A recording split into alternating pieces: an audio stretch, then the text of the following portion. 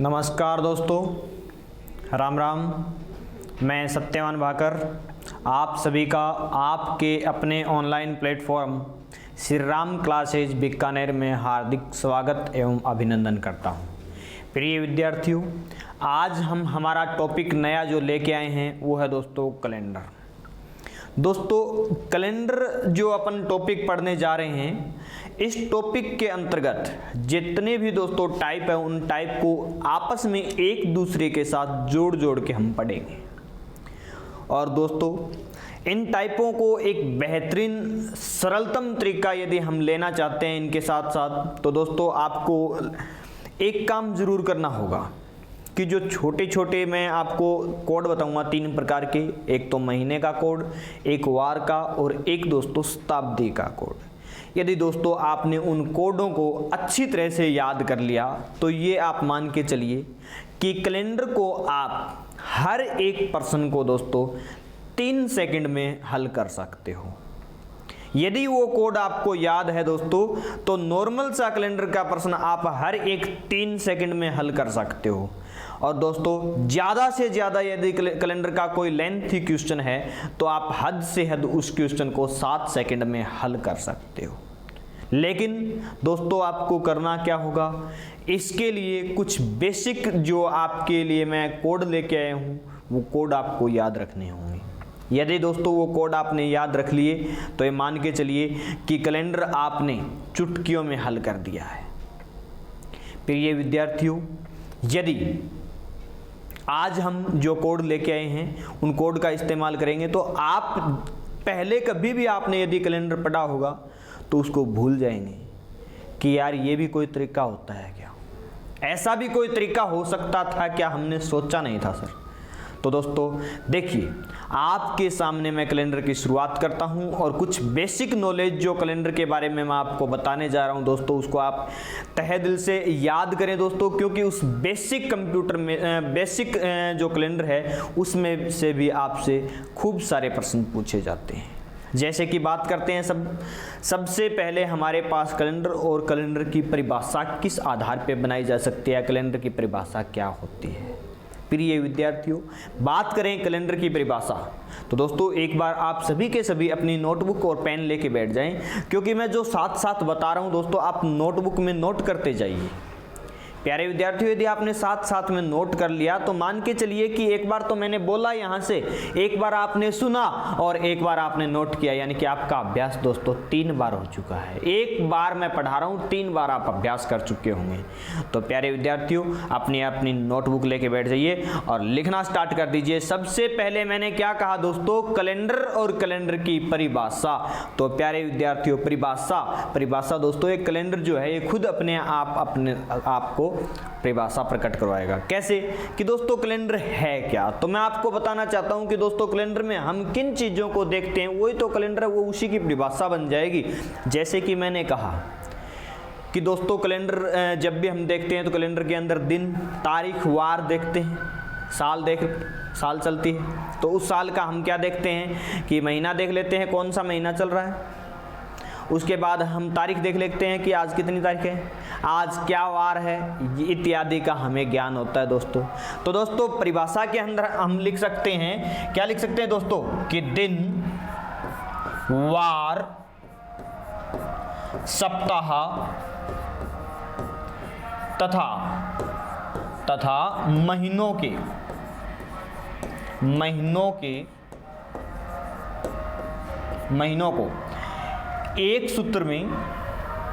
को एक सूत्र में बांध कर रखने वाला साधन, एक सूत्र में बांध कर रखने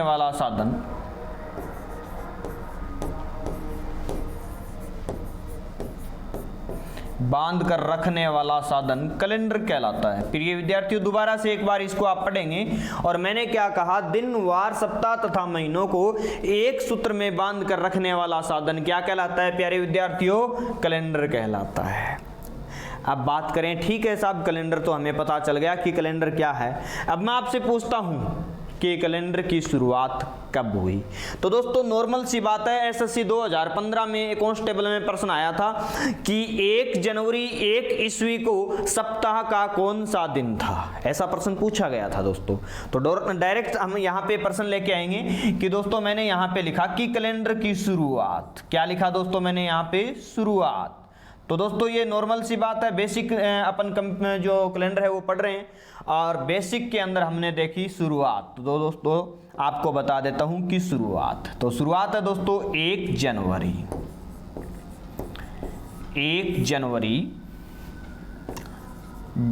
0001 लिख सकते हैं हम, और दोस्तों इसके सामने लिख सकते हैं ईस्वी, या फिर दोस्तों अंग्रेजी में ईस्वी को कहते हैं एडी। दोस्तों क्या कहते हैं, एडी। अब मैंने कहा 1 जनवरी 1 ईस्वी या एडी को सप्ताह का कौन सा दिन था? तो दोस्तों शुरुआत की बात करें तो वही 1 जनवरी का दिन था, और शुरुआत दोस्तों कैलेंडर की मानी जाती है सोमवार से। कहां से मानी जाती है दोस्तों? सोमवार से कैलेंडर की शुरुआत मानी जाती है। अर्थात 1 जनवरी 1 ईस्वी को कौन सा वार था? सोमवार था। अब बात करें दोस्तों आगे बढ़ के कि मैंने यहाँ पे एक शब्द लिखा एडी। क्या लिखा दोस्तों मैंने? एडी। अर्थात दोस्तों ये एडी क्या है, आपको देखना ये है कि ये एडी है क्या। दोस्तों इसका पूरा नाम क्या है, तो मैं आपको बता देता हूं दोस्तों कि जो कैलेंडर है उस कैलेंडर का जो बेस है वो ईसा मसीहा को माना जाता है। किसको माना जाता है दोस्तों? ईसा मसीहा को, ईसा मसीहा। दोस्तों कैलेंडर हम 2 प्रकार का पढ़ते हैं। आज के दिन भी हम जब पढ़ते हैं तो हमारे सामने कैलेंडर 2 प्रकार का होता है। दोस्तों हम दीवार पे टंगे हुए कैलेंडर को आप देखेंगे तो आपको वहां पे 2 प्रकार की सन नजर आएगी, एक ईस्वी सन और एक विक्रमी संवत, 2 प्रकार का है दोस्तों। तो देखिए हम यहाँ पे पढ़ना चाहते हैं कि ये जो एडी हमने लिखा और फिर मैंने कहा कि कैलेंडर का जो बेस है वो बेस किसको माना है? ईसा मसीहा को माना है। तो देखिए ईसा मसीहा क्या कर, ईसा मसीहा से हम क्या कर निकाल के लेके आएंगे यहाँ पे कि हमारा एक नया तथ्य ये आता है दोस्तों कि मैंने यहाँ पे सबसे पहले आपको बताया ईसा मसीहा। तो इस ईसा मसीहा के बारे में पढ़ते हैं दोस्तों। ईसा मसीहा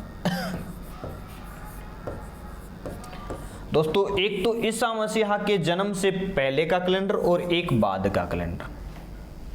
दोस्तों एक तो है जन्म से पहले का कैलेंडर, जन्म से पहले का कैलेंडर,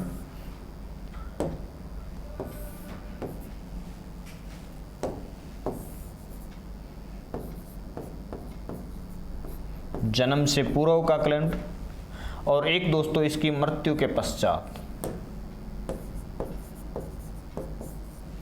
2 कैलेंडर।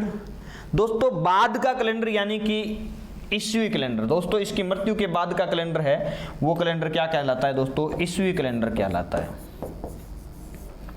और इसके जन्म से पहले का कैलेंडर है वो क्या कहलाता है दोस्तों? ईसा पूर्व के नाम से जाना जाता है, ईसा पूर्व। अर्थात ईसा के जन्म से पहले का कैलेंडर और ईस्वी कैलेंडर ईसा मसीहा की मृत्यु के पश्चात का कैलेंडर। दोस्तों ईसा पूर्व को अंग्रेजी में कहते हैं बीसी, और दोस्तों ईस्वी को कहते हैं एडी। अंग्रेजी में यदि इनका पूरा नाम लिखा जाए तो बीसी का पूरा नाम है दोस्तों बिफोर क्रिस्ट, बिफोर क्रिस्ट। और दोस्तों यदि हम एडी का पूरा नाम लिखें तो दोस्तों साधारण भाषा में तो हम इसे ये भी कह सकते हैं कि आफ्टर डेथ, या फिर दोस्तों इसे कैलेंडर की भाषा में कहते हैं एनो डोमिनी। क्या कहते हैं दोस्तों? एनो डोमिनी। अब दोस्तों एक तो ईसा पूर्व पढ़ा हमने कि ईसा पूर्व, और एक मैंने लिख दिया ईस्वी। ईस्वी सन और ईसा पूर्व, इन दोनों में अंतर कितने साल का है? तो दोस्तों इन दोनों का अंतर आज हम जो ईस्वी सन पढ़ रहे हैं इसके आधार पे निकाला जाता है कि ईस्वी सन के साथ साथ एक और चीज हम पढ़ते हैं, वो है दोस्तों हमारे सामने विक्रमी संवत। क्या है दोस्तों?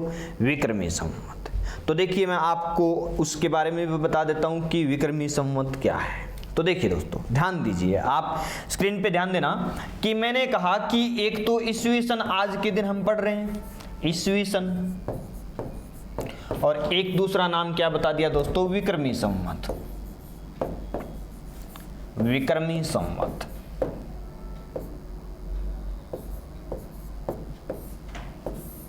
तो दोस्तों इनके बारे में भी अपने को ध्यान होना चाहिए कि ईस्वी सन और विक्रमी संवत में अंतर कितना है। तो अंतर की बात करें तो दोस्तों ईस्वी सन जो है वो ईस्वी सन आज वर्तमान समय में 2020 चल रहा है, 2020 चल रहा है।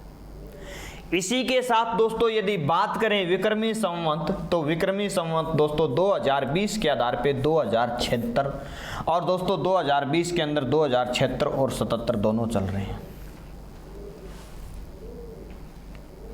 दोस्तों यह जो ईस्वी विक्रमी संवत है यह चेंज होता है हिंदी महीनों के आधार पे। विक्रमी संवत है दोस्तों यह हिंदी माह के अनुसार चेंज होता है। जब हमारा हिंदी महीनों का नया दिन जो स्टार्ट होता है उस दिन से विक्रमी संवत की शुरुआत होती है। और दोस्तों इसे हिंदू वर्ष कैलेंडर के नाम से भी जाना जाता है।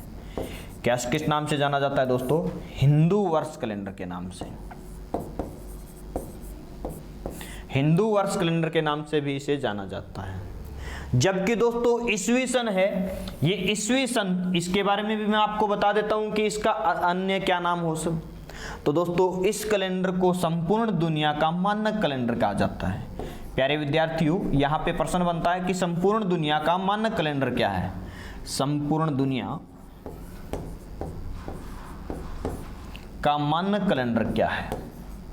संपूर्ण दुनिया का मानक कैलेंडर कौन सा कैलेंडर कहलाता है? तो दोस्तों संपूर्ण दुनिया का मानक कैलेंडर है वो ईस्वी सन कैलेंडर कहलाता है, जिसका वास्तविक नाम दोस्तों संपूर्ण दुनिया में इसको किस नाम से जाना जाता है?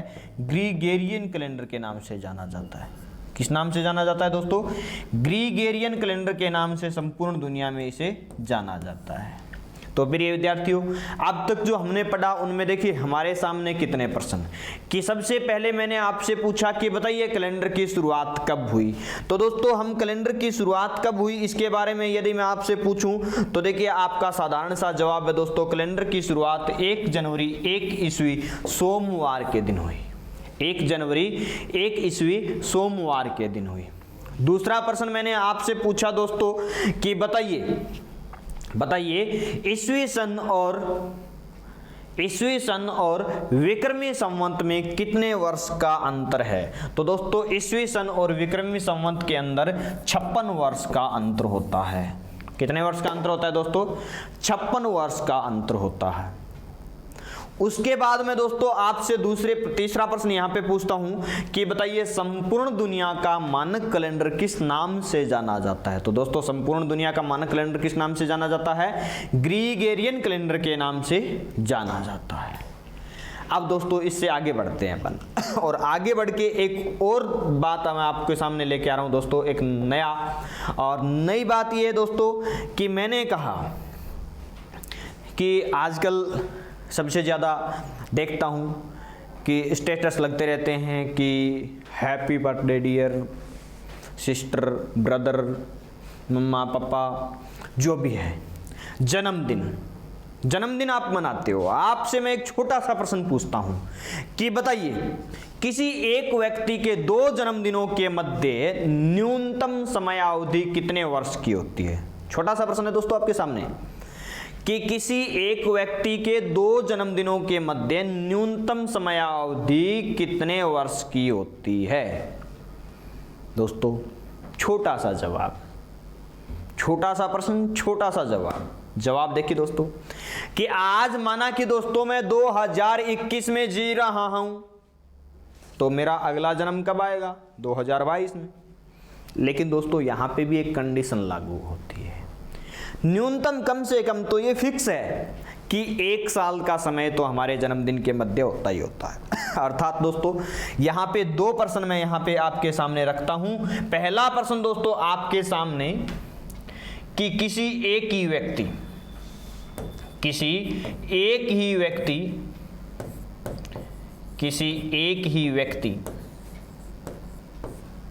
के 2 जन्मदिनों के मध्य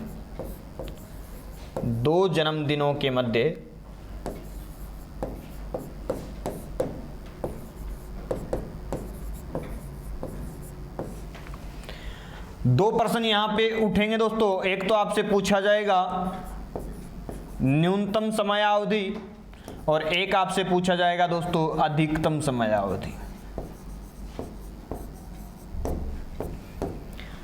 अब दोस्तों न्यूनतम समयावधि होती है दोस्तों 1 वर्ष होती है, और यदि आपसे पूछ लिया जाए अधिकतम समयावधि तो आपके सामने एक छोटा सा जवाब आता है 4 वर्ष, जो कि दोस्तों गलत होता है। दोस्तों गलत होता है। एक ही व्यक्ति के 2 जन्मदिनों के मध्य अधिकतम समयावधि दोस्तों 8 वर्ष हो सकती है। कितने वर्ष हो सकती है दोस्तों? 8 वर्ष हो सकती है। हमारे सामने एक उदाहरण भी है दोस्तों, हमारे देश के प्रधानमंत्री जो रह चुके हैं और उनका नाम है दोस्तों मोरारजी भाई देसाई। क्या नाम है दोस्तों उनका? मोरारजी भाई देसाई। प्यारे विद्यार्थियों, इस मोरारजी भाई देसाई का जन्म 29 फरवरी 1896 को हुआ था। प्रिय विद्यार्थियों, इन मोरारजी भाई देसाई का जन्म 29 फरवरी 1896 को हुआ था। लेकिन दोस्तों समय बलवान होता है और समय ने क्या कहा कि दोस्त अब आपका जन्म 8 साल बाद आएगा। दोस्तों जब यह 1 साल का हुआ और 1 साल का दोस्तों 28 फरवरी 1897 को 1 साल की समयावधि इसने पूरी कर ली, और अगला दिन आने वाला था दोस्तों 29 फरवरी, जबकि दोस्तों 29 फरवरी सन 1897 के अंतर्गत नहीं था, क्योंकि दोस्तों यहाँ पे जो 1896 का वर्ष था ये दोस्तों लीप वर्ष था। क्या था दोस्तों? लीप वर्ष था। और केवल और केवल याद रखना दोस्तों, लीप वर्ष के अंदर ही 29 फरवरी आती है, साधारण वर्ष में 29 फरवरी नहीं आती। दोस्तों हुआ क्या कि 29 फरवरी 1897 में भी नहीं आया। फिर दोस्तों ये जब 2 साल का हो गया और जब तीसरी साल इसको लगने वाली थी 1898, तब भी दोस्तों लीप वर्ष नहीं आया। प्यारे विद्यार्थियों, 1 साल का हो गया, लीप वर्ष नहीं आया। यहाँ पे 2 साल का हो गया, लीप वर्ष नहीं आया। प्यारे विद्यार्थियों, 1899 के अंदर यह 3 वर्ष का हो जाता है, फिर भी लीप वर्ष नहीं आता। और उसके बाद दोस्तों हमारे जिनको शताब्दी का नॉलेज नहीं होता, केवल और केवल ये सुना होता है कि 29 फरवरी 4 साल में आता है, तो उन लोगों के मन में ये वहम होता है कि अब तो लीप वर्ष आने वाला है, 4 साल पूरी होने वाली है और अब की बार तो हमारे मोरारजी भाई देसाई का जन्मदिन आएगा और हम बड़ी धूमधाम से मनाएंगे। लेकिन दोस्तों संयोगवश हुआ क्या कि 4 साल बाद यहाँ पे वर्ष नहीं आया, डायरेक्ट दोस्तों शताब्दी वर्ष आ गया। तो दोस्तों जब हमारे पास वर्ष होता है तो उसका हम 2 बातों का यहाँ पे निर्धारण करते हैं कि ये साधारण वर्ष है या लीप वर्ष है, साधारण वर्ष है या लीप वर्ष है। और दोस्तों यह निर्धारण वर्ष के लिए किया जाता है 4 का भाग देकर। यदि 4 का भाग दोस्तों उस वर्ष की संख्या में चला जाता है तो वह वर्ष दोस्तों लीप वर्ष होता है, और यदि दोस्तों 4 का भाग पूरा नहीं जाता तो दोस्तों वह साधारण वर्ष होता है। तो दोस्तों 4 का भाग की बात करें तो 4 का भाग तो कब जाएगा? हर 4 संख्या के बाद जाएगा। जैसे कि दोस्तों सबसे पहली संख्या 4 से विभाजित होती है वो 4 स्वयं होती है, उसके बाद 4 साल बाद 8 आएगी, 12 आएगी, इस प्रकार से तो संख्या होगी दोस्तों। तो दोस्तों यहाँ पे जब 1899 के बाद 1900 का सन आया तो 1900 के अंदर दोस्तों लास्ट में संख्याएं 2 0 है। और दोस्तों मैं कहता हूं कि जिस वर्ष के अंत में 2 0 आ जाए वह वर्ष नहीं शताब्दी वर्ष कहलाता है। क्या कहलाता है दोस्तों? शताब्दी वर्ष कहलाता है। तो दोस्तों शताब्दी वर्ष का कैसे निर्धारण किया जाए कि यह साधारण वर्ष है या लीप वर्ष है? साधारण वर्ष है या लीप वर्ष है? दोस्तों यदि 4 का भाग दोगे तो जिस भी संख्या के अंत में 2 0 होती है उसमें 4 का भाग तो निश्चित रूप से जाता ही जाता है। लेकिन यह शताब्दी वर्ष होने की वजह से दोस्तों यहाँ पे 4 का भाग नहीं दिया जाता। शताब्दी वर्ष में दोस्तों साधारण वर्ष है या लीप वर्ष है उसका निर्धारण करने के लिए 400 का भाग दिया जाता है। अब दोस्तों यदि हम 1900 में 400 का भाग दें तो दोस्तों 1900 में 400 का भाग नहीं जाएगा, और नहीं जाएगा तो 1900 भी क्या हो जाएगा, साधारण शताब्दी वर्ष हो जाएगा। और दोस्तों साधारण शताब्दी वर्ष के अंदर 29 फरवरी नहीं आती।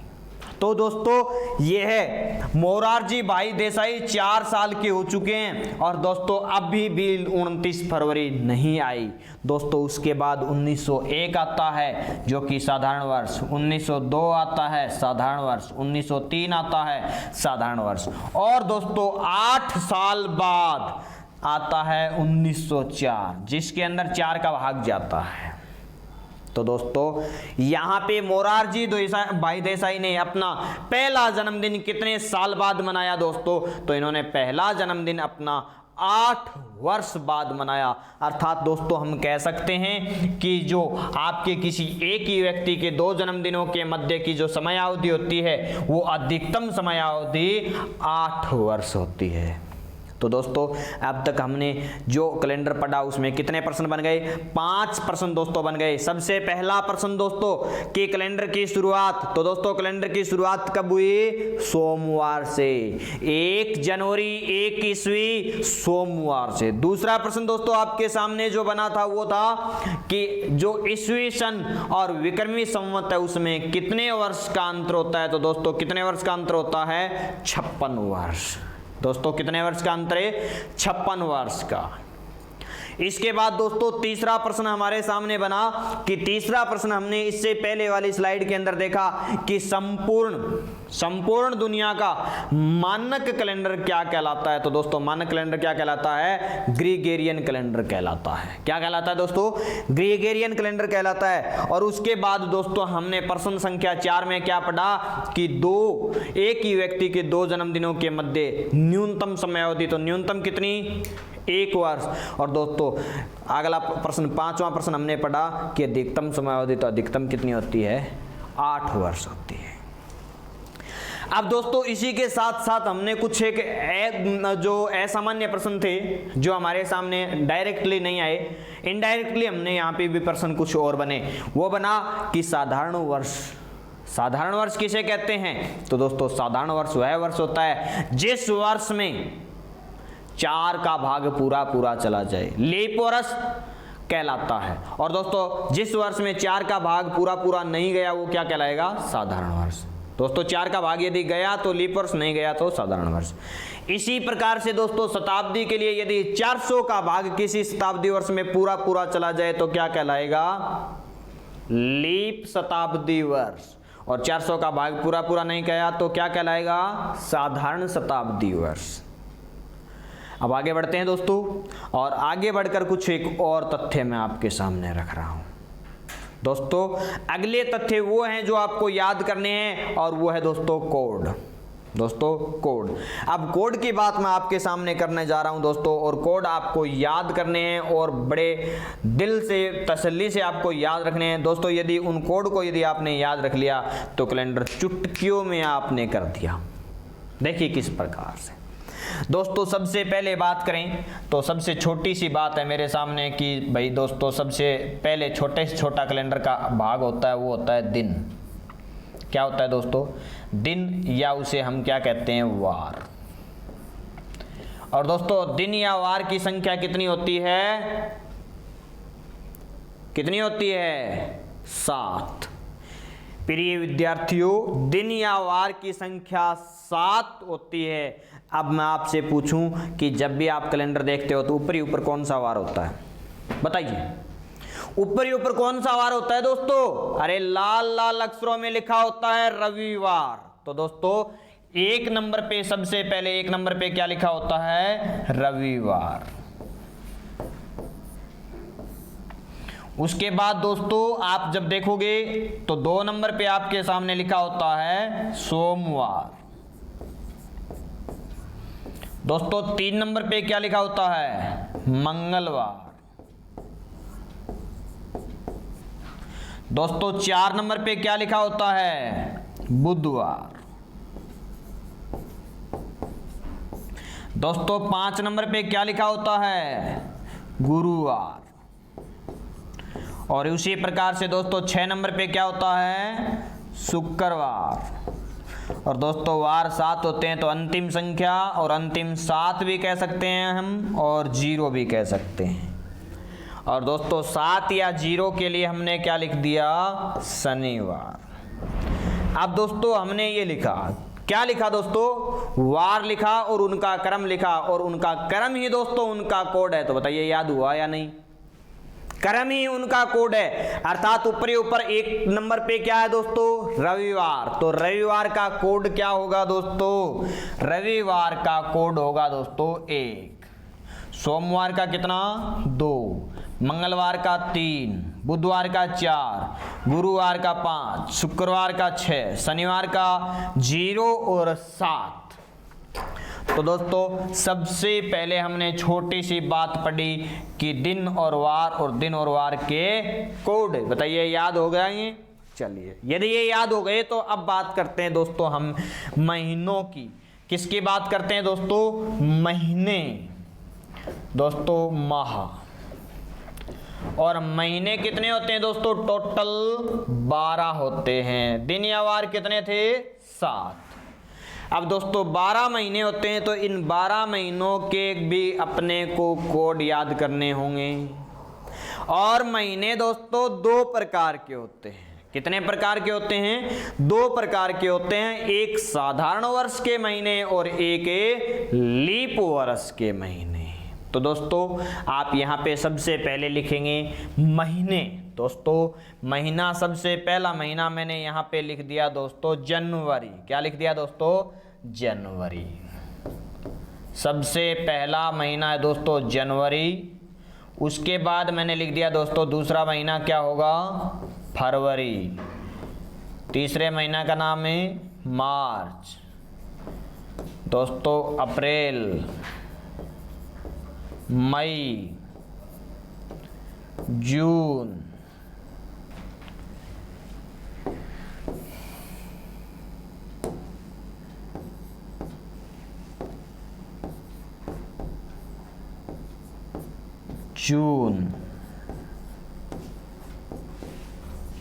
जुलाई,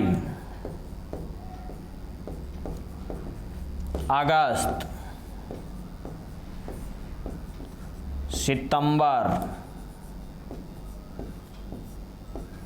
अक्टूबर, नवंबर, और दोस्तों अंतिम महीना क्या होता है, दिसंबर।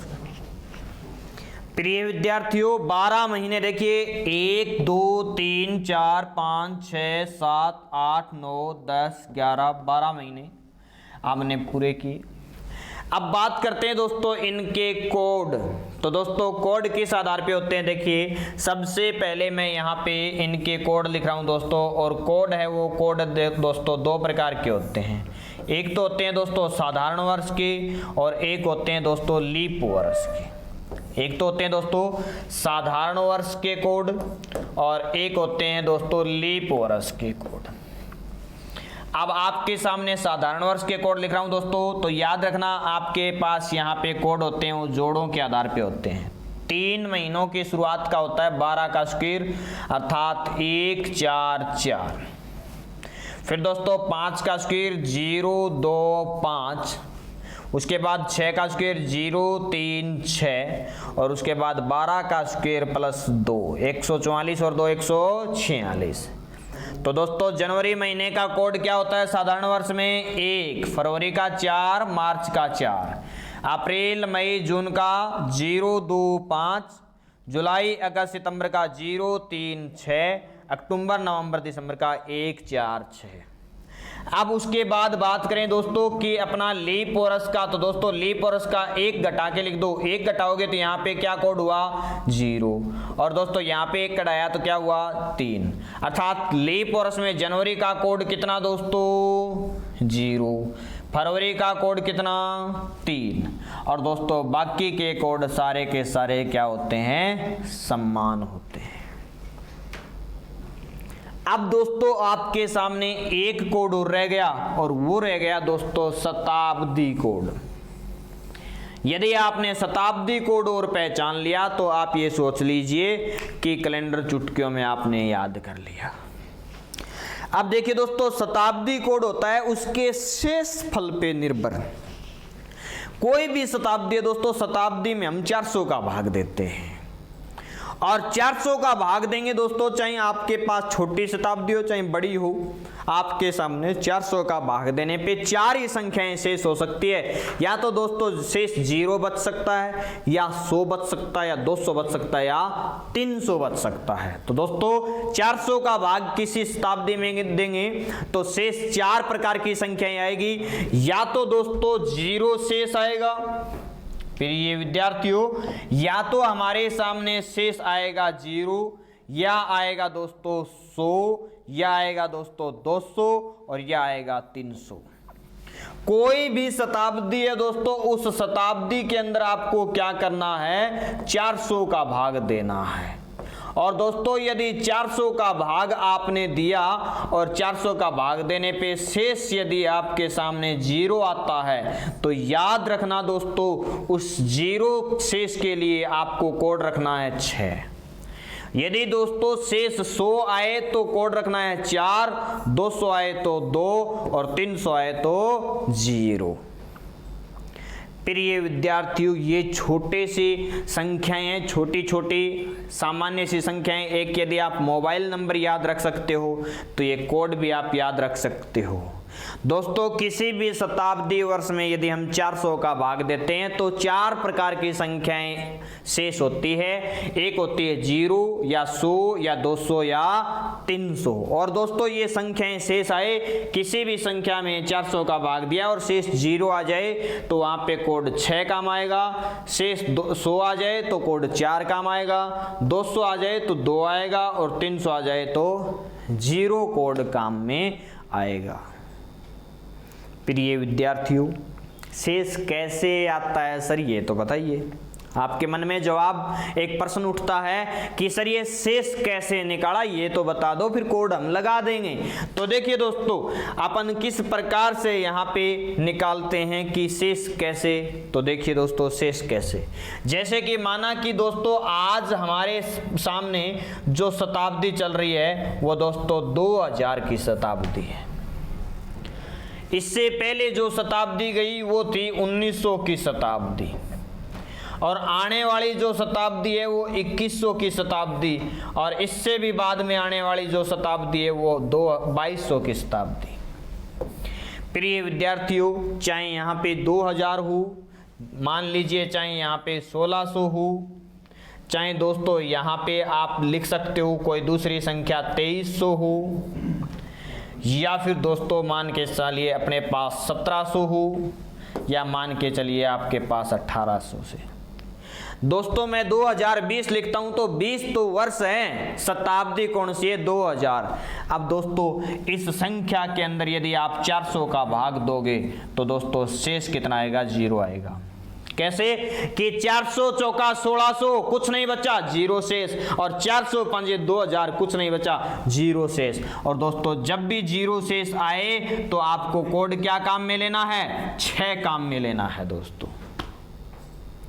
इसी प्रकार से दोस्तों यदि 1900 और 2300 हमारे पास संख्या है, शताब्दी है, और इसमें हम 400 का भाग दें तो दोस्तों देखिए 400 पांजे 2000, शेष कितना बच गया, 300। और यदि दोस्तों मैंने 1900 में भाग दिया, 400 चौका 1600, शेष कितना बच गया, 300। तो दोस्तों शेष यदि 300 बचे तो हमारे पास कोड क्या होगा, 0 होगा। इसी प्रकार से देखिए दोस्तों 2100 और 1700 हमारे पास संख्या है, और इसमें 400 का भाग देंगे तो दोस्तों शेष आएगा 100, क्योंकि दोस्तों 400 चौका 1600, शेष बच गया 100, 400 पांजे 2000, शेष बच गया 100। और जब भी दोस्तों शेष 100 होता है तो हमारे पास कोड क्या काम में आता है, 4 काम में आता है।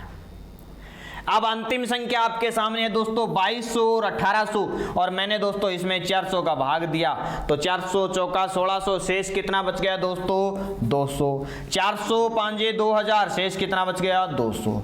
और दोस्तों यदि 200 शेष हो तो कोड क्या रहेगा, 2 रहेगा।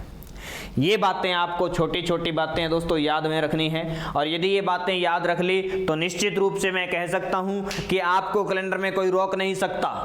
हर एक पर्सन को दोस्तों 3 से 7 सेकंड के अंतर्गत आप चुटकियों में उसका जवाब दे सकते हो।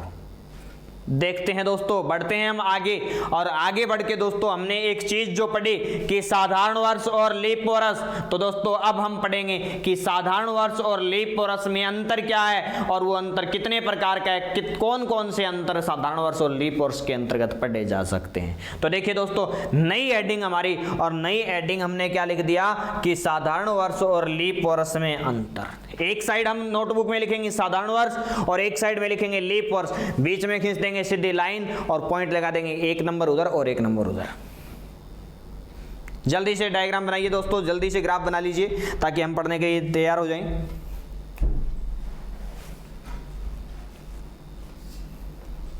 चलिए अब बात करते हैं दोस्तों साधारण वर्ष और लीप वर्ष के अंतर की। तो देखिए आपके सामने मैं यहाँ पे एक साइड लिख देता हूँ साधारण वर्ष और एक साइड लिख देता हूँ लीप वर्ष। मैंने यहाँ पे लिख दिया दोस्तों साधारण वर्ष,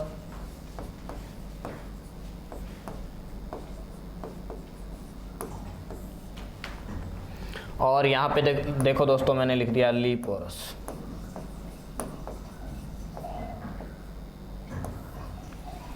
फिर ये विद्यार्थियों साधारण वर्ष और लीप वर्ष का अंतर, और अंतर मैंने यहाँ पे दोस्तों नंबर 1 पॉइंट लगा दिया कि साधारण वर्ष में 365 दिन होते हैं। कितने दिन होते हैं दोस्तों? 365।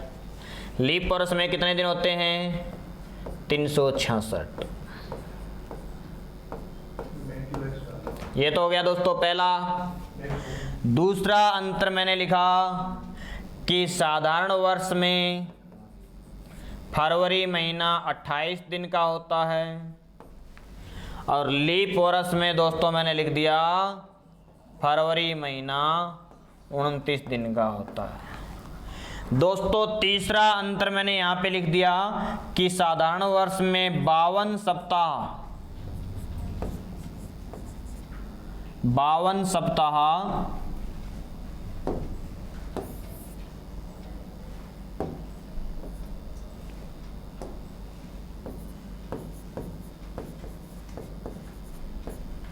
एक विषम दिन होता है, जबकि दोस्तों लीप वर्ष में 52 सप्ताह, लीप वर्ष में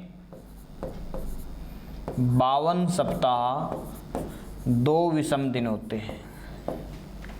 दोस्तों चौथा अंतर मैं यहाँ पे लिख रहा हूँ कि साधारण वर्ष 4 से विभाजित नहीं होता, 4 से विभाजित नहीं होता। और दोस्तों यहाँ पे 4 नंबर पे लिख दिया मैंने कि लीप वर्ष 4 से पूर्णतः विभाजित होता है, पूर्णतः विभाजित होता है। इसके बाद दोस्तों 5वां अंतर मैंने लिखा कि साधारण शताब्दी वर्ष, क्या लिखा दोस्तों? साधारण शताब्दी वर्ष 400 से विभाजित नहीं होता, 400 से विभाजित नहीं होता, जबकि दोस्तों लीप शताब्दी वर्ष, लीप शताब्दी वर्ष 400 से विभाजित होता है। देखिए दोस्तों छठा अंतर मैं आपके सामने लिखता हूं कि साधारण वर्ष का प्रथम एवं अंतिम दिन समान, प्रथम व अंतिम दिन समान।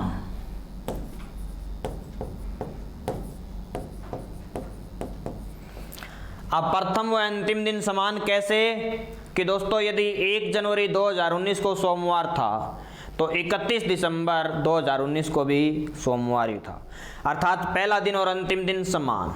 जबकि दोस्तों लीप वर्ष में मैं लिखता हूं कि लीप वर्ष का अंतिम दिन, लीप वर्ष का अंतिम दिन प्रथम दिन से अगला दिन होता है, प्रथम दिन से अगला दिन होता है। एक एक्स्ट्रा क्यों हुआ? क्योंकि फरवरी महीने में दोस्तों एक दिन एक्स्ट्रा होता है, 28 के बजाय 29 दिन होते हैं। अंतिम 7वां अंतर मैं आपके सामने बता रहा हूं दोस्तों। 7वां अंतर जो है दोस्तों वो है किसी भी साधारण वर्ष से अगले वर्ष में जाने पर 1 दिन की बढ़ोतरी होती है। 1 दिन की बढ़ोतरी होती है, जबकि दोस्तों किसी भी लीप वर्ष से अगले वर्ष में जाने पर 2 दिन की बढ़ोतरी होती है। तो दोस्तों ये साधारण वर्ष और लीप वर्ष के अंतर आप नोट कर लीजिए अपनी अपनी नोटबुक में। शाबाश।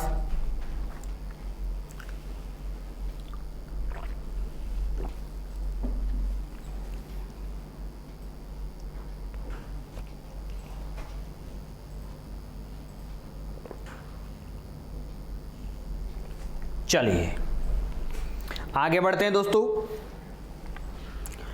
और आगे बढ़कर हम देखते हैं कि यहाँ पे जो प्रश्न जो पूछे जाते हैं और उन प्रश्नों की बात करेंगे दोस्तों। हम यहाँ पे टाइप स्टार्ट करते हैं कि किस प्रकार से प्रश्न पूछे जाते हैं, किन किन टाइप से प्रश्न पूछे जाते हैं। तो सबसे पहले टाइप नंबर 1 लगा दीजिए दोस्तों। सबसे पहले क्या लिखेंगे दोस्तों? Type number 1। दोस्तों प्रश्न मैं आपके सामने लिख रहा हूं, 3 सेकंड में जवाब कैसे देंगे ये आपको ध्यान में रखना है। अब इस 3 सेकंड में जवाब कैसे दिया जा सकता है, देखिए दोस्तों मैं आपके सामने प्रश्न, एक छोटा सा प्रश्न लिख रहा हूं। पहला प्रश्न, प्रश्न संख्या 1 मैंने लिखा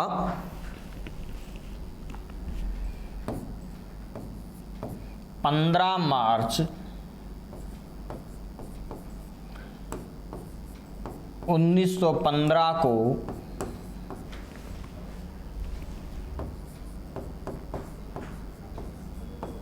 शनिवार था। 15 मार्च 1915 को शनिवार था। तो बताइए 15 नवंबर 1915 को सप्ताह का कौन सा दिन था?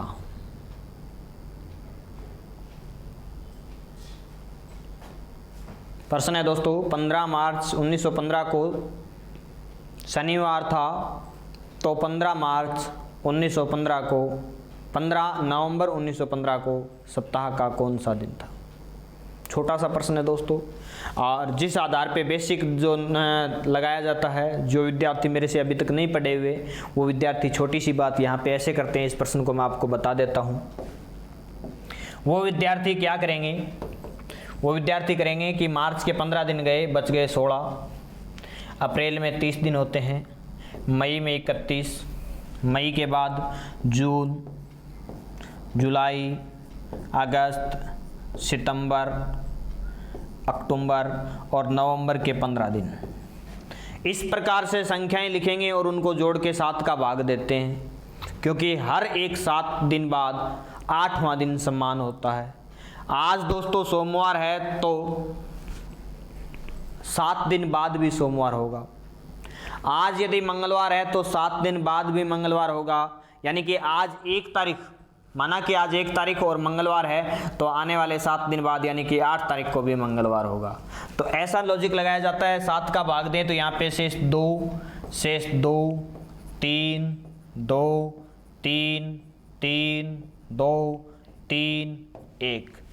छोटी संख्याएं करके जोड़ के 7 का भाग दे देते हैं। देखिए 2 और 2 4, 4 और 3 7, 7 और 2 9, 9 और 2 9 और 3, 9 और 3 12, 12 और 3 15, 15 और 2 17, 17 और 3 20 और 1 21। टोटल योग कितना? 21। भाग देंगे 7 का, शेष कितना है? 0।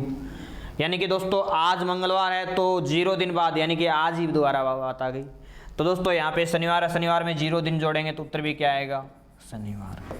लेकिन दोस्तों इस प्रकार से यदि हम आंसर निकालेंगे तो क्या लगेगा दोस्तों? टाइम लगेगा। और मैंने तो आपको क्या कहा कि आपको जवाब देना है केवल 3 सेकंड में। तो 3 सेकंड में जवाब सर हम कैसे दें? आप वाला लॉजिक बताइए।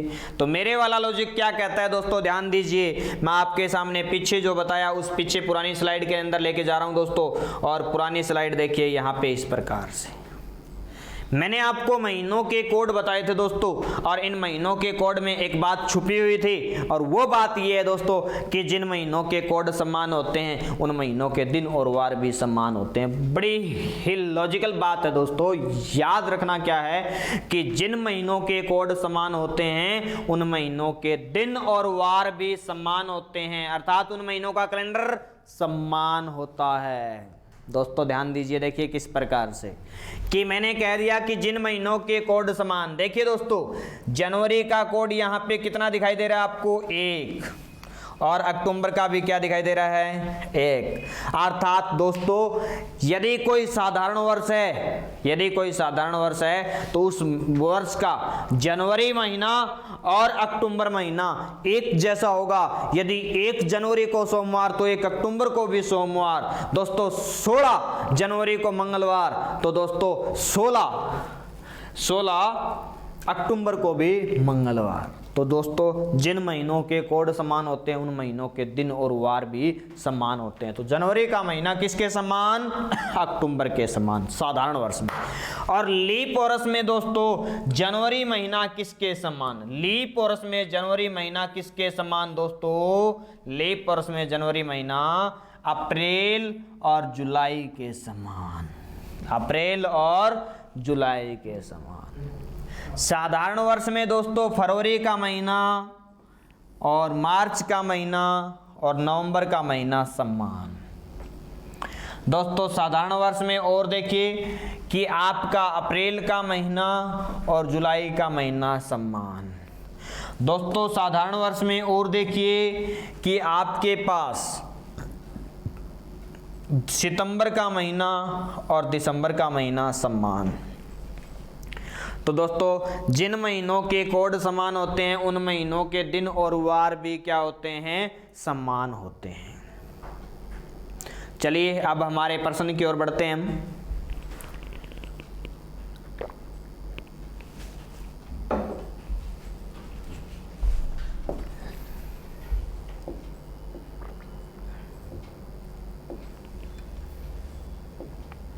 प्रश्न था कि 15 मार्च 1915 को शनिवार तो 15 नवंबर 1915। देखिए दोस्तों वर्ष समान, दिन समान। मार्च का कोड कितना? 4, नवंबर का कोड भी 4, तो कोड भी समान, सब कुछ समान है। तो दोस्तों वार भी क्या होगा? समान। तो आपको कुछ निकालने की जरूरत ही नहीं है। दिन समान, 1 सेकंड में बात आ गई।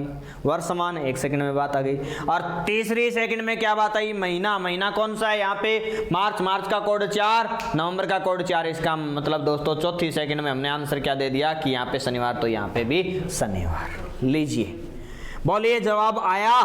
देखिए दोस्तों ऐसा ही प्रश्न मैं आपके सामने और लेके आ रहा हूं। एक और प्रश्न आपके सामने रखा दोस्तों मैंने, देखिए। और अगला प्रश्न है दोस्तों, मैंने यहां पे कह दिया 17 अप्रैल 2017 को सोमवार था। तो बताइए 17 नवंबर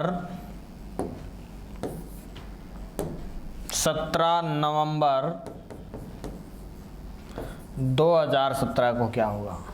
तो दोस्तों छोटी सी बात आपके दिमाग में तुरंत प्रभाव से आनी चाहिए कि दिन समान, साल समान, अप्रैल का कोड 0, अप्रैल का कोड 4, मार्च। अभी दोस्तों यहाँ पे गलती हमने की है और यहाँ पे नवंबर की जगह जुलाई कर दीजिए आप, क्योंकि ये अगला टाइप है और अगला टाइप नहीं, पहले एक टाइप करेंगे। ये जुलाई है दोस्तों।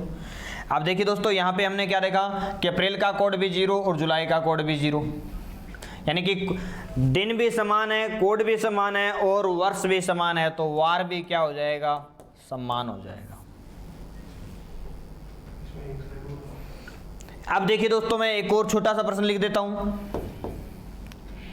कि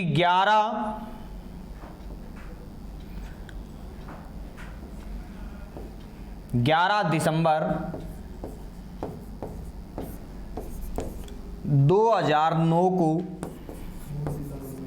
गुरुवार था। तो बताइए 11 सितंबर 2009 को क्या था। अब आपके सामने दोस्तों इनके कोड का पता होना चाहिए। यदि आपको कोड पता है, देखिए पहले तो दिन बराबर, साल भी बराबर, दिसंबर का कोड कितना 6 और सितंबर का कोड भी कितना 6, तो कोड भी बराबर, तो दोस्तों वार भी बराबर होगा और हमारा आंसर क्या आ जाएगा, गुरुवार आ जाएगा। ये दोस्तों टाइप नंबर 1। लेकिन दोस्तों टाइप नंबर 1 के अंदर एक और प्रश्न मैं आपके सामने रख रहा हूँ। कई बार क्या है कि कंफ्यूजन पैदा हो जाता है। वो कंफ्यूजन कहाँ पे, साधारण वर्ष और लीप वर्ष में। जैसे कि मैंने यहाँ पे लिख दिया कि 12 फरवरी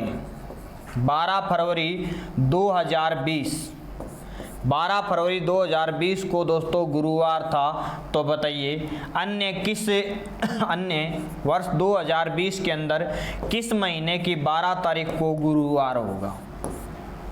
इस प्रकार से प्रश्न पूछ लिया जाता है। प्रश्न दोबारा बोलता हूं दोस्तों कि 12 फरवरी 2020 को गुरुवार था, तो बताइए वर्ष 2020 की अन्य किस महीने की 12 तारीख को गुरुवार रहेगा। तो प्यारे विद्यार्थियों, आपको यहाँ पे एक बात ध्यान देनी है कि देखिए तारीख बराबर है, वर्ष बराबर है, वार भी बराबर है, तो इसका मतलब कोड भी बराबर होना चाहिए। और दोस्तों कोड बराबर करेंगे तो आप याद रखना कि फरवरी का कोड कितना होता है, यहाँ पे 3 होता है। फरवरी का कोड कितना होता है दोस्तों, 3 होता है। अब आपको ये देखना है कि 3 कोड किसका और हो सकता है। तो दोस्तों और एक और वर्ष होता है, वो महीना होता है दोस्तों अगस्त, और अगस्त का कोड भी दोस्तों कितना होता है, 3 होता है। अगस्त का कोड भी कितना होता है दोस्तों, 3 होता है। ये देखिए हमारे पास अगस्त का कोड भी 3 है और दोस्तों फरवरी का कोड भी 3 है।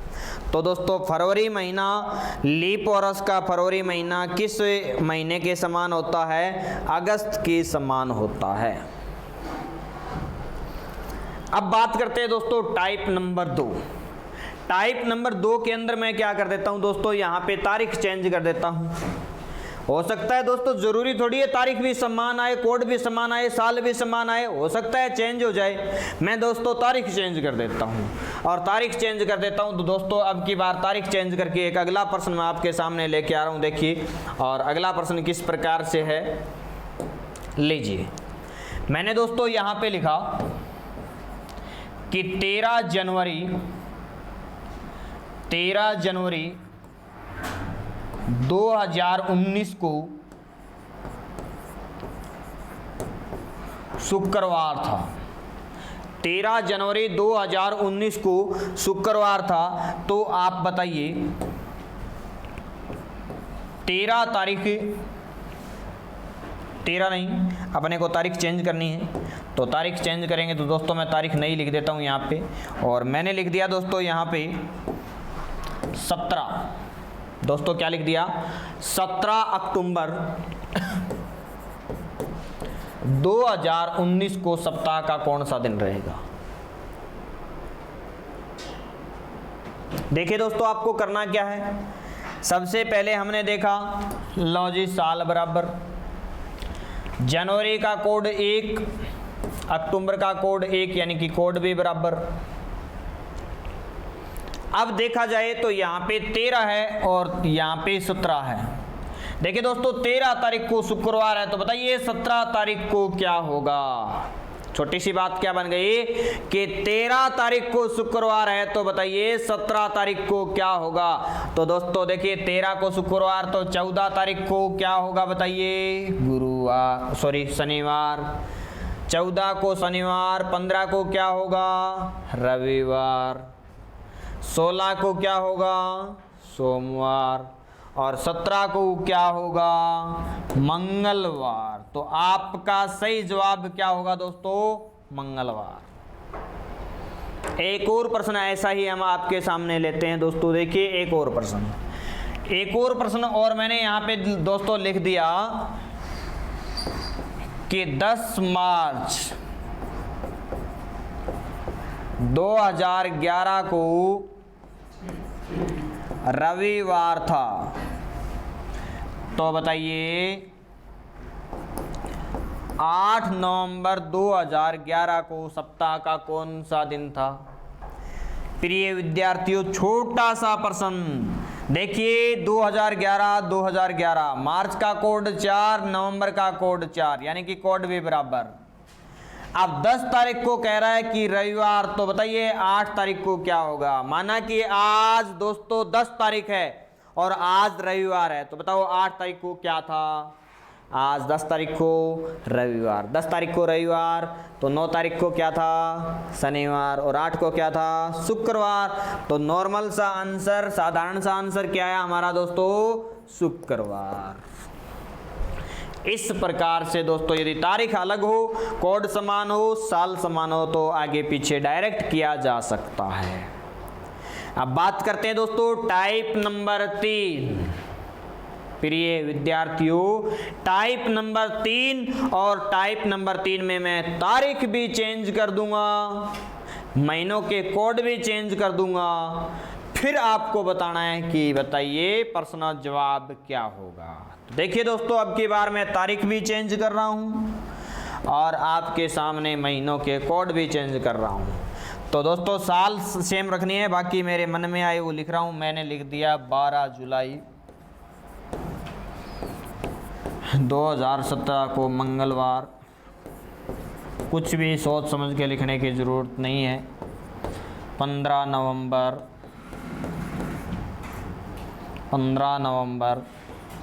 2017 को क्या होगा। बस अब आपको दोस्तों कोड लेके आना है। ये तो समान है, काट दूँ। यहाँ पे 12 से 15 पे जाएंगे तो प्लस कितना हो गया, 3। जुलाई का कोड होता है 0, नवंबर का कोड होता है 4। यदि दोस्तों 0 से 4 पे जाएंगे तो कितना प्लस करना पड़ेगा, 4। तो +4, बताइए +3 और +4 टोटल कितना हो गया, +7। आज मंगलवार है तो 7 दिन बाद क्या होगा, तो 7 दिन बाद भी क्या होगा दोस्तों, मंगलवार होगा। छोटी सी बात है दोस्तों। एक और प्रश्न मैं आपके सामने यहाँ पे लेके आता हूँ। अगला प्रश्न देखिए, मैंने यहाँ पे लिखा दोस्तों 10 फरवरी 2009 को बुधवार था। तो बताइए 8 अक्टूबर 2009 को सप्ताह का कौन सा दिन था। तो दोस्तों आप एक काम कर लेना, एक और तरीका बता देता हूं कि साल बराबर है तो काट दिया। फरवरी का कोड कितना होता है, फरवरी का कोड 2 प्रकार का होता है, एक साधारण वर्ष और एक लीप वर्ष। ये साधारण वर्ष है, लीप वर्ष 2009 साधारण वर्ष। साधारण वर्ष में फरवरी का कोड होता है 4 और अक्टूबर का कोड कितना होता है दोस्तों, 1। आपको करना क्या है दोस्तों, इस दिन और कोड को जोड़ दीजिए। दिन और कोड को जोड़ेंगे तो बताइए 10 और 4 14, 8 और 1 9। प्रश्न ये बन गया कि दोस्तों छोटा सा प्रश्न कि बुधवार 14 तारीख को यदि बुधवार है तो बताइए 9 तारीख को क्या था। 14 तारीख को बुधवार है तो 9 तारीख को क्या था। तो दोस्तों पीछे जाएंगे, कितने दिन पीछे जाएंगे, देखिए 13 तारीख, 12 तारीख, 11 तारीख, 10 तारीख और 9 तारीख। अब देखिए बुधवार से पहले मंगलवार, सोमवार, रविवार, शनिवार, शुक्रवार। तो सही जवाब हमारा क्या हो जाएगा दोस्तों, शुक्रवार हो जाएगा। बात समझ में आई? बात समझ में आई तो दोस्तों एक प्रश्न आप स्वयं निकाल के देखें। आपके सामने एक प्रश्न रख रहा हूँ, छोटा सा प्रश्न है दोस्तों। देखिए बहुत ही आसान सा प्रश्न लिखिए। मैंने यहाँ पे लिखा दोस्तों 21 जून 2012 को गुरुवार था। तो बताइए 19 फरवरी 2012 को सप्ताह का कौन सा दिन होगा। जल्दी से जल्दी दोस्तों आप आंसर बताएं, शाबाश।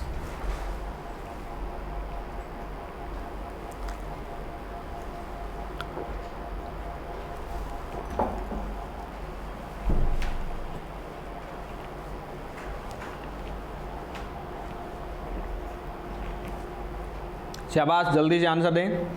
चलिए निकाल लिया होगा आपने। अब मैं बता देता हूं दोस्तों आपको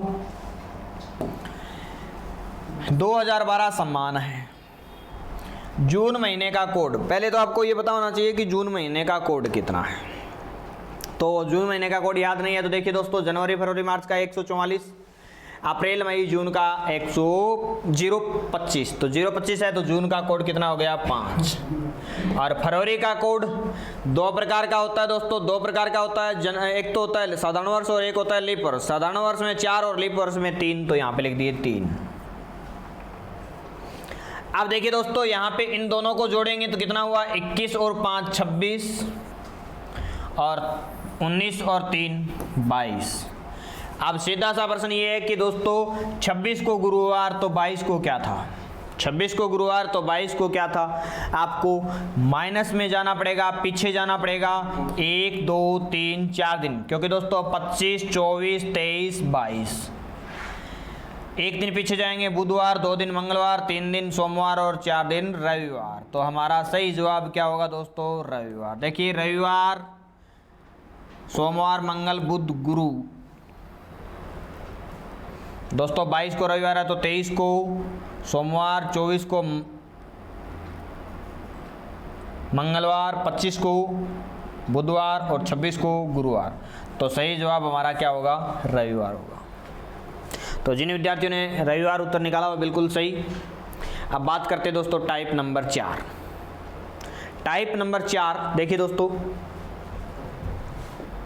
लिख दीजिए टाइप नंबर 4।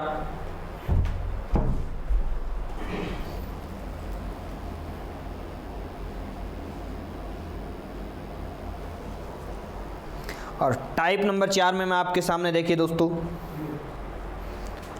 टाइप नंबर 4 में कहता हूं कि आपके सामने दोस्तों दिन भी चेंज हो जाए,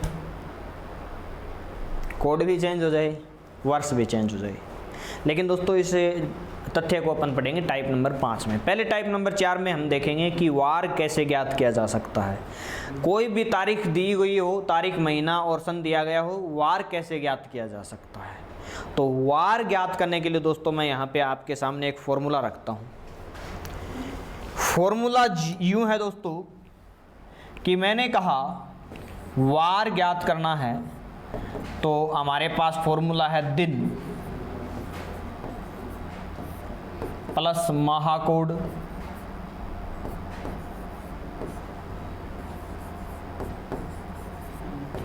प्लस वर्ष प्लस लीप वर्ष और प्लस शताब्दी कोड।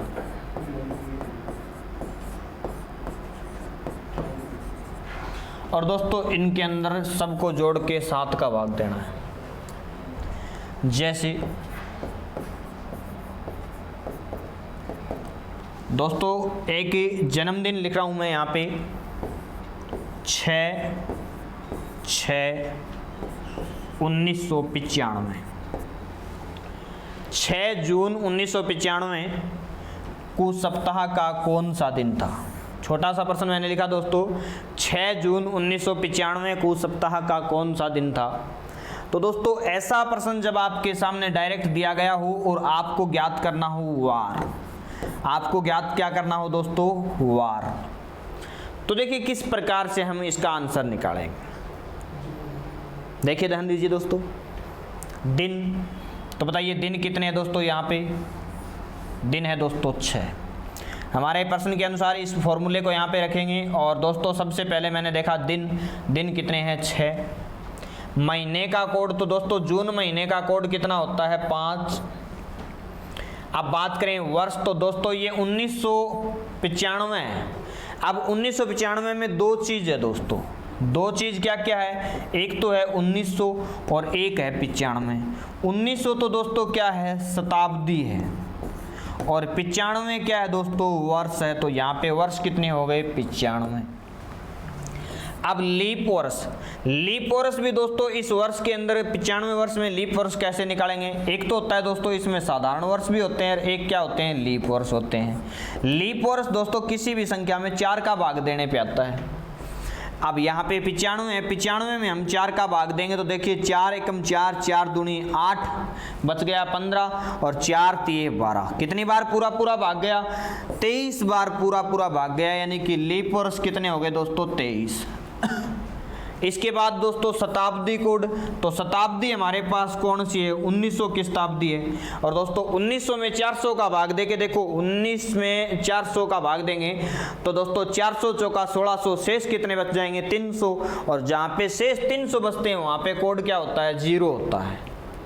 अब दोस्तों इन सभी संख्याओं को जोड़ के हम भाग कितने का देंगे, 7 का। तो देखिए जोड़ के देखते हैं, 11, 6 और 5 11, 11 और 95 106, 106 और 23 129, और 0 जोड़ेंगे तो 129 रहेगा। 129 भाग कितने का देना है, 7 का।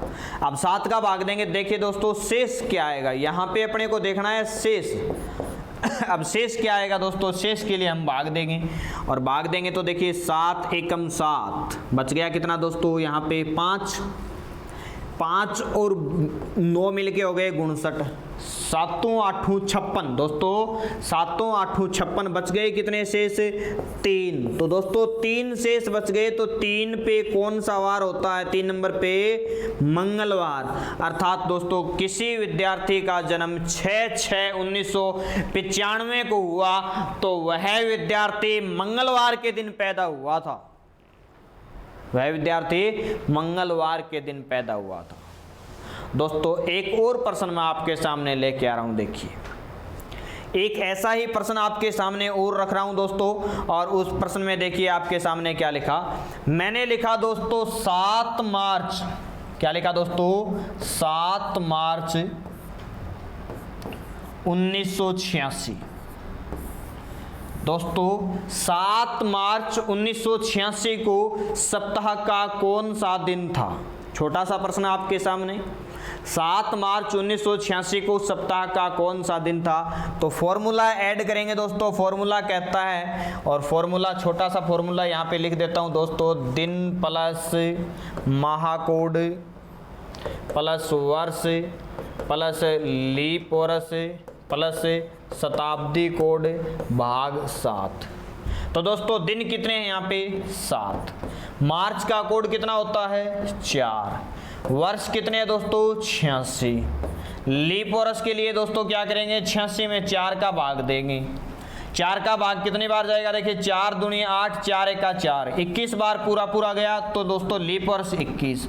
शताब्दी कोड 1900 में, शताब्दी कोड 1900 में भाग देंगे 400 का शेष 300, 300 के लिए कोड कितना, 0। भाग कितने का दोस्तों, 7 का। अब 7 का भाग देंगे, देखिए 7 से 7 कट जाएगा, 7 के 21, ये पूरे कट गए। अब ये पूरे कट गए। अब हमारे पास बच गया कितना दोस्तों, 4 और 86, 4 और 86 कितना होता है, 90, भाग देंगे 7 का। अब 7 का भाग देंगे तो यहाँ पे देखना है दोस्तों शेष फल, क्या देखना है दोस्तों, यहाँ पे शेष फल देखना है। और शेष देखेंगे तो दोस्तों यहाँ पे 7 एकम 7, बच गया 2 और 0। फिर भाग देंगे तो 7 दूनी 14, शेष बच गया दोस्तों 6। शेष दोस्तों यदि 6 है तो 6 का मतलब होता है शुक्रवार। 6 का मतलब क्या होता है दोस्तों, शुक्रवार।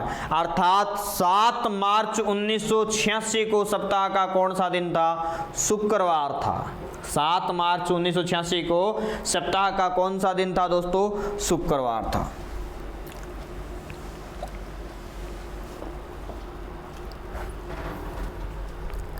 अब देखते हैं दोस्तों अगला प्रश्न। छोटा सा प्रश्न मैं आपके सामने फिर से रख रहा हूं दोस्तों, और छोटा सा प्रश्न आपके सामने मैंने लिखा दोस्तों, और प्रश्न यूं है, 4 अगस्त दोस्तों, छोटा सा प्रश्न मैंने लिखा 4 अगस्त 2020 को सप्ताह का कौन सा दिन है। 4 अगस्त 2020 को सप्ताह का कौन सा दिन या वार हो। तो आप निकालिए दोस्तों, आपके लिए प्रश्न छोड़ा गया है, जल्दी से जल्दी आप इसका जवाब दीजिए। 4 अगस्त 2020 को सप्ताह का कौन सा दिन है।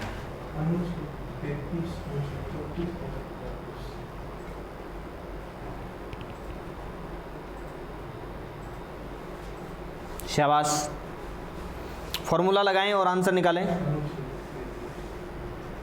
चलिए दोस्तों, सबसे पहले बात करेंगे कि दिन तो दिन कितने हैं दोस्तों यहाँ पे 4, अगस्त महीने का कोड 3, वर्ष 20, लीप वर्ष 20 में 4 का भाग 5 बार, शताब्दी कोड दोस्तों देखिए 2000 में भाग देंगे 400 का, जीरो शेष बचता है तो कोड कितना होता है 6, भाग देंगे दोस्तों 7 का। सोल्व करके देखेंगे, 4 और 3 7, पूरा कट गया, 20 और 5 25 और 6 31, भाग देंगे 7 का, 7 चौका 28, शेष कितना बच गया दोस्तों 3, और 3 का मतलब होता है मंगलवार। 3 का मतलब क्या होता है दोस्तों मंगलवार। यह तारीख दोस्तों 4 अगस्त 2020 आज की तारीख है, आज वार भी क्या है मंगलवार है। तो बिल्कुल राइट, हमने हमारे फॉर्मूले को परख के भी देखा, बिल्कुल सही। अब बढ़ते हैं दोस्तों टाइप नंबर 5। टाइप नंबर 5, और दोस्तों टाइप नंबर 5 में मैंने आपको पहले बताया था कि दिन भी अलग, महीने के कोड भी अलग, वर्ष भी अलग, फिर भी आपको बताना है वार। तो देखिए दोस्तों किस प्रकार से हम करेंगे टाइप नंबर 5, लीजिए।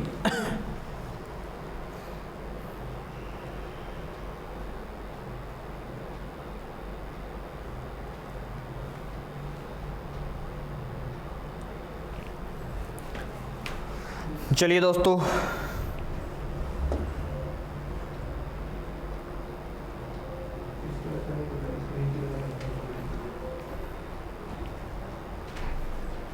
जल्दी से जल्दी इसको उतार लीजिए।